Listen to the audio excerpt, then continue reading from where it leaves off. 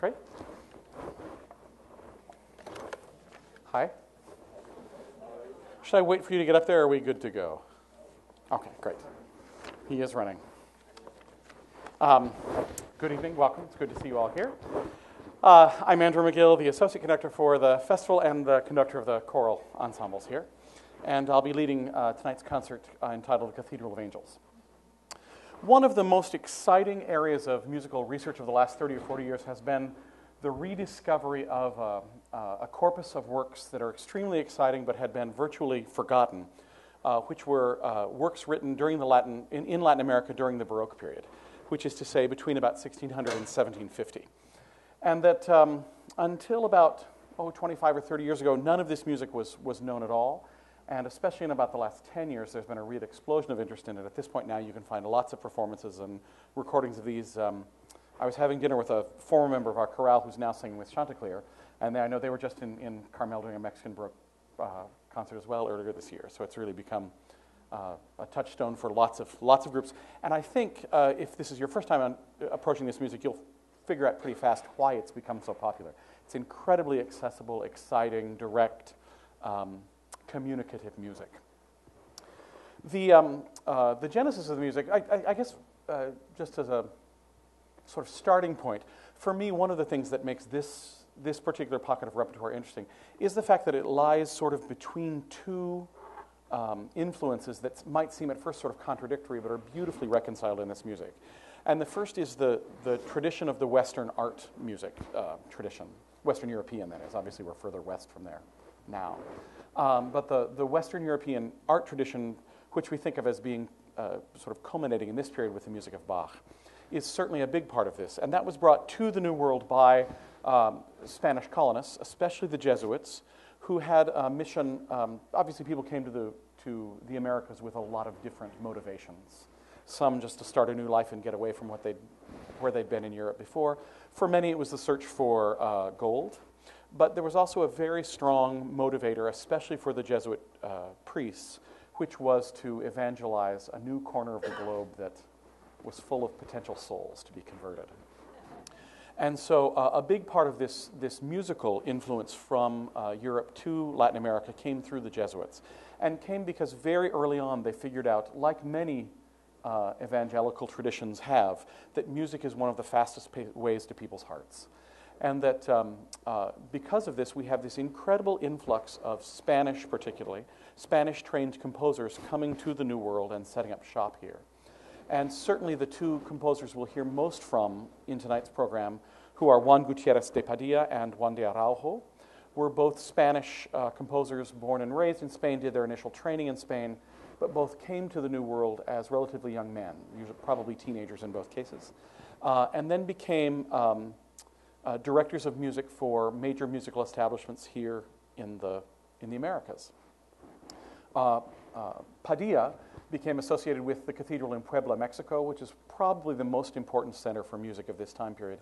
And its nickname was the Cathedral of the Angels, and that's where the title of the program comes from. It was the nickname for the Puebla Cathedral, where Padilla worked.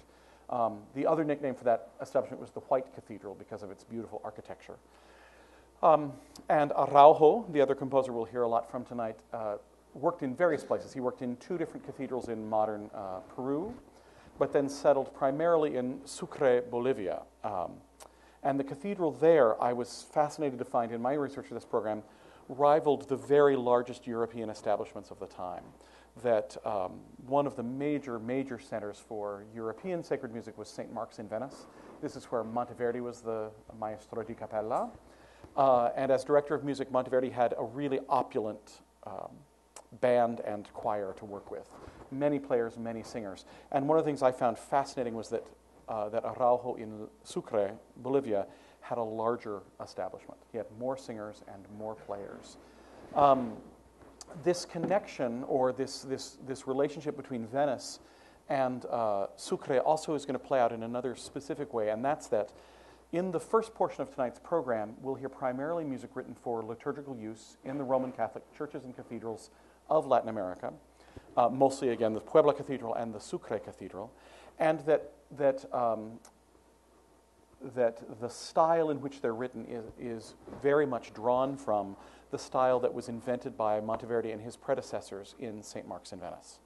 And if any of you have been to St. Mark's in Venice, you'll know that it's an incredibly beautiful architectural building, but slightly unusual for European cathedrals, partly because it's sort of on the fault line between East and West for its time, which was one of the reasons Venice was such a fascinating city, that they were the gateway for trade with the Eastern world, with both Asia and, perhaps more importantly, the Muslim world of the Middle East.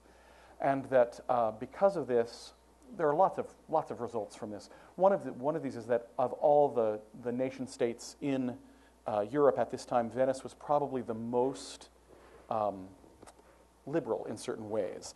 That the ideals of free speech couldn't be said to obtain anywhere in Europe at this time, but the closest you could get was Venice.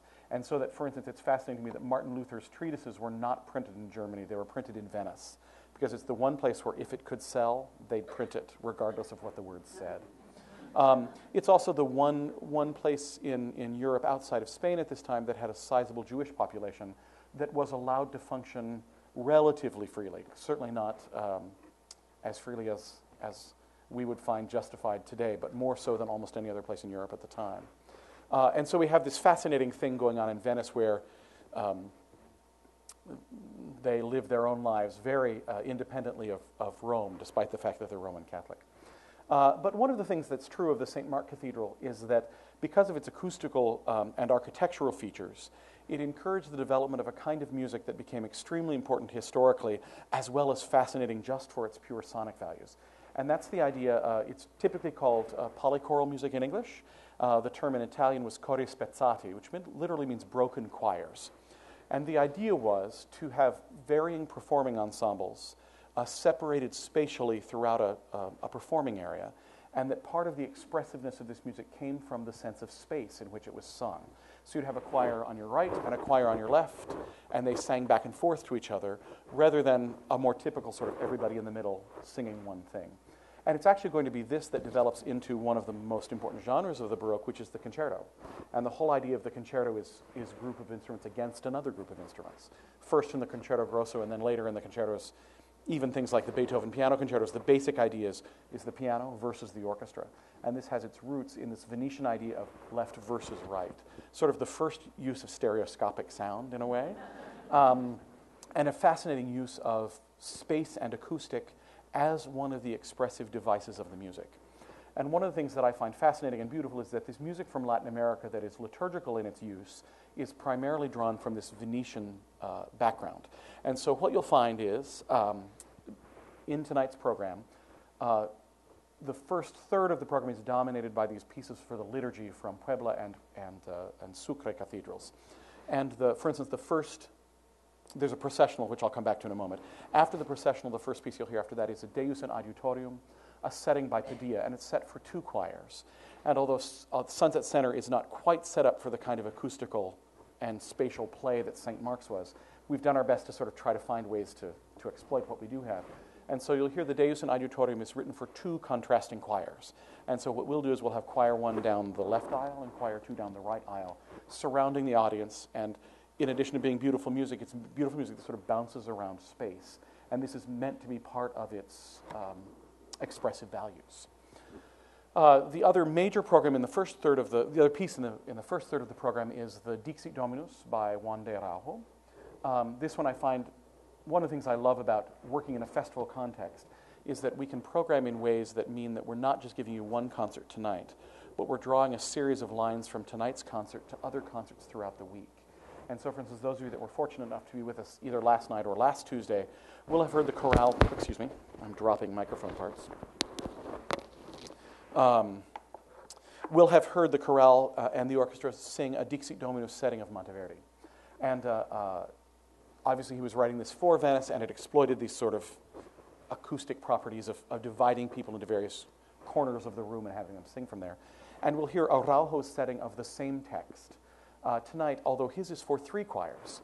There's a first choir of 3 soloists and 2 instruments, who will sing from as far away from you.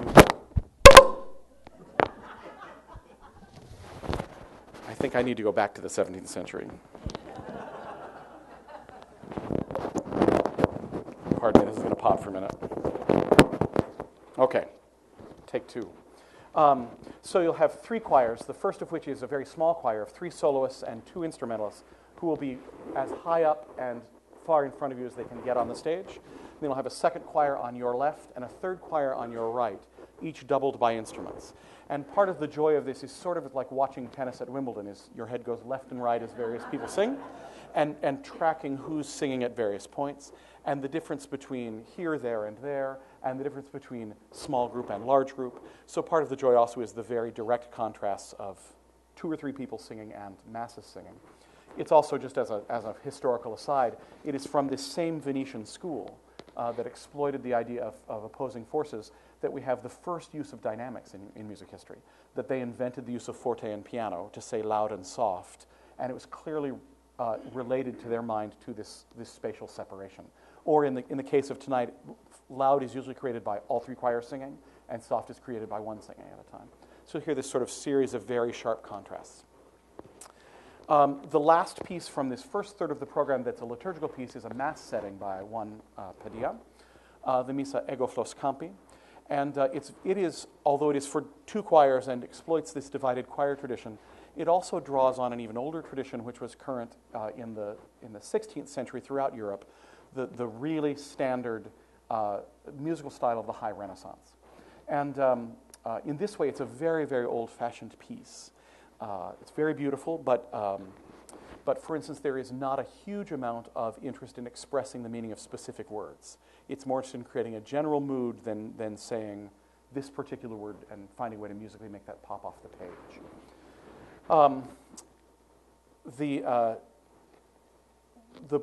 One of the things that, again, that I love about being part of a festival is as I said, drawing connections between pieces and also contrasts between pieces. So immediately following the Padilla Mass, of which we'll perform the Kyrie and Gloria, we'll do the only piece on tonight's program that's not Latin American, and it's a small Mass, a Missa Brevis by Bach. And although it is partially with us in this concert because we are a Bach festival and we're constantly trying to create connections, the other thing that I thought might be really interesting was to have this Padilla Mass followed immediately by a Mass from, about 50 years later by J.S. Bach, and hear the radical difference in style. And one of the things that we'll do then is we'll sort of be able to explore, it's sort of a compare and contrast, like questions you get in a college essay, between Latin American Mass and a Mass from Leipzig, which again also allows us to draw a connection from tonight's program to Saturday's program when we did the B minor Mass, the most famous Mass setting of all time, and the greatest of the Bach Mass settings. Many people, even great music lovers and people that are very aware of Bach's output, are sometimes surprised to discover that there are other Bach Masses besides the B minor Mass.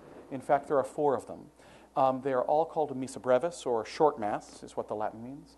And the reason they're so short is, the way that they're short is they don't set the entire text of the Latin Mass. They set just the first 2 major texts, the Kyrie and the Gloria. And the reason this was done by Bach is because in the Lutheran Church, after it broke away from the Roman Catholic Church, these were the 2 movements that were usable liturgically frequently in the Lutheran Church. As an aside, the Sanctus was also used as a separate piece in seasons like Christmas, but it wasn't considered part of the same Mass as the Kyrie and Gloria. So Bach, in his lifetime, wrote 5 settings of the Kyrie and Gloria, one of which he later expanded into the B minor Mass. And 4 others have been these smaller pieces that have languished a little bit in the shadow of their more famous older brother. But the 4 Missa Brevis are extraordinarily beautiful pieces, and I am particularly fond of the G minor Mass, which you'll get to hear tonight. It's pretty rarely performed, quite virtuosic for the choir, which suits our extraordinarily capable chorale well. And it's also fascinating, I mean, in the rehearsal process, the chorale, a couple members of the chorale and I were talking about how unusual this Bach Mass is. And that most of the time, the Gloria of any Mass is set in a really jubilant, extroverted way. The text leads us to that. But there's something about this Mass, while it is quite joyful, that is also extraordinarily fierce. And it led several of us, there's no external evidence for this, and so our guess may be completely wrong. But several of us sort of independently wondered if perhaps this Mass had been written for Pentecost, which is the Christian celebration of the coming of the Holy Spirit, and is depicted in the descent of flame on the congregation. And there's something about us that feels like the wildness of fire that I find fascinating. Again, we don't know that that's what Bach wrote this for, but it's different than any other Mass setting I know in the way that the joy is exuberant, but the word I keep coming back to is it's fierce. So back to tonight's program, I'd like to at this point go back to talk about the first piece you'll hear. We sort of discussed so far the liturgical pieces from this program.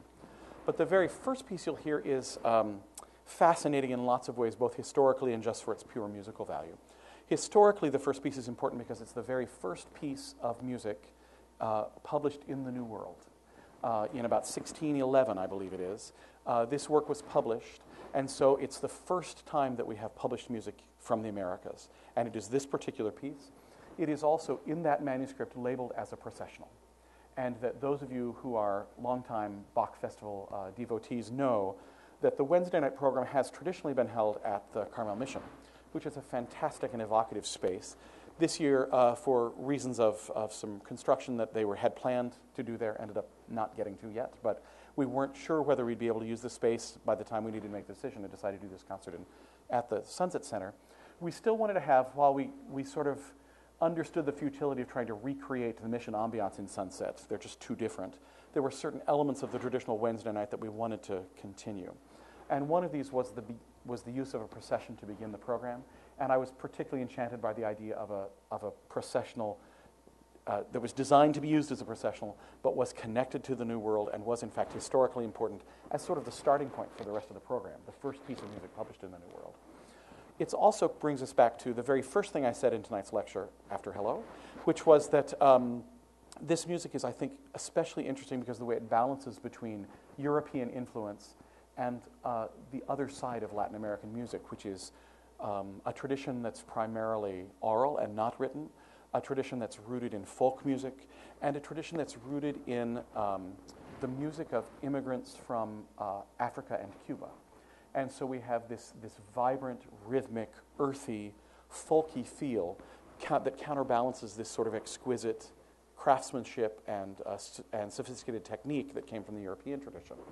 And I think we begin to see that even in this first procession, that the text of the processional is an antiphon in praise of the Virgin Mary, which is an extremely popular text for Europe at this time.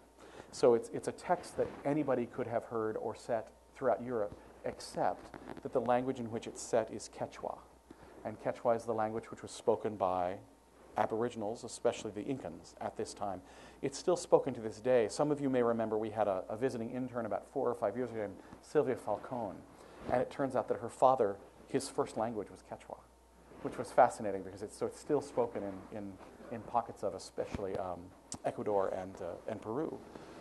And so this first piece has elements that seem extraordinarily Western, that the subject matter is the adoration of the Virgin Mary, but has a certain Latin American earthiness and a certain vibrancy that's related to the folk tradition of the time that's going to be the other major thread that winds its way through tonight's program. So we'll open with the procession of this Hanak Pachap Kusikwinen. It's even just fun to say the title. And then that'll be followed by these liturgical pieces we discussed by Padilla and Araujo and the Bach Mass. Following that, we come into the sort of final third of the program. As I said, one of the things I hope we've done in tonight's program, and I'm really pleased with how it works, is the juxtaposition of the Bach and the Padilla Masses allow us to examine the difference in musical style across geography. That at relatively the same time, the same period of music history, we get to hear a Mass setting by Padilla, cheek by jowl with a Mass setting by Bach, and hear both similarities and differences between those. And the next piece in the program, after the Bach Mass, is an attempt to sort of find another juxtaposition, this time in time rather than in geography. And so the next piece is the Lamentations of Jeremiah by the great 20th century Argentinian composer Alberto Ginastera. And Ginastera was maybe one of the two most important Latin American composers of the 20th century, along with Villalobos. And I think it's fascinating to do a piece of liturgical music by him, in fact, his only piece of liturgical music, and compare it with the early Latin American pieces. So in the same way that we had the opportunity to explore liturgical music by Padilla and his near contemporary Bach, separated by place, I think it's fascinating then to compare Padilla and Araujo with Ginastera, separated by time, but sharing the same sort of location.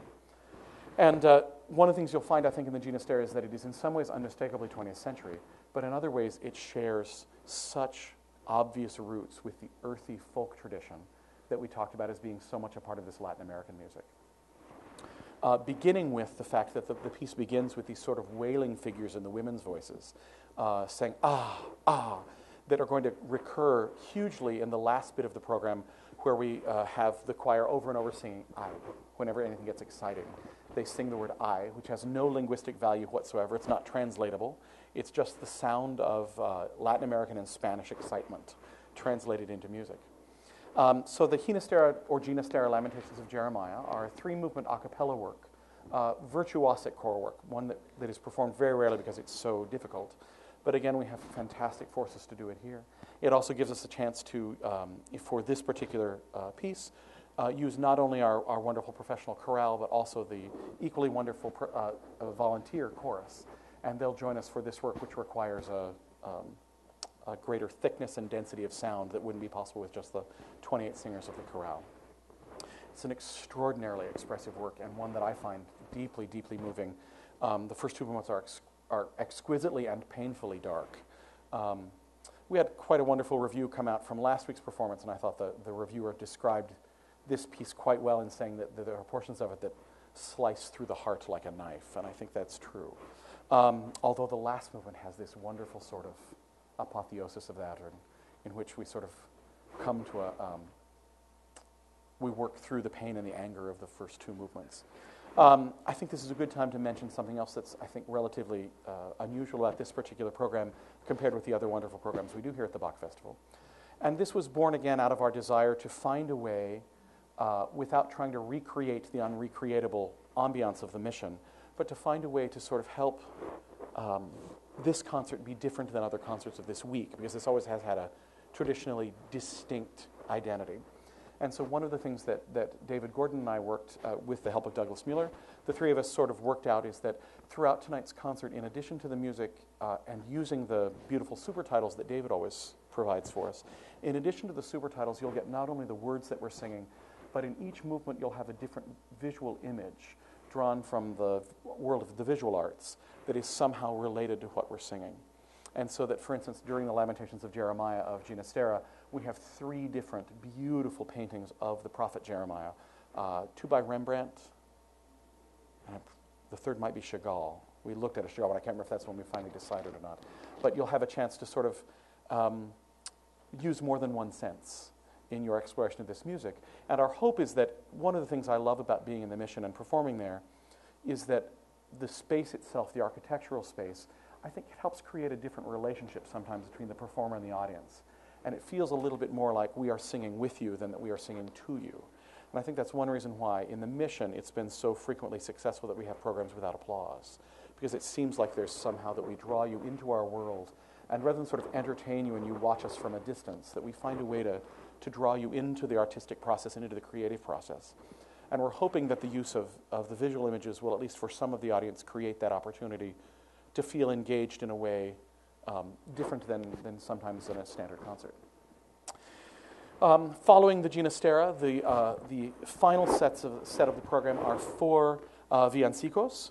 Villancicos are of genre from Spain and Latin America at this time period that are, we talked about how this liturgical music at the beginning of the program has certain influences from the European sort of art tradition, and they combine them with some elements of the folkloric tradition from Latin America.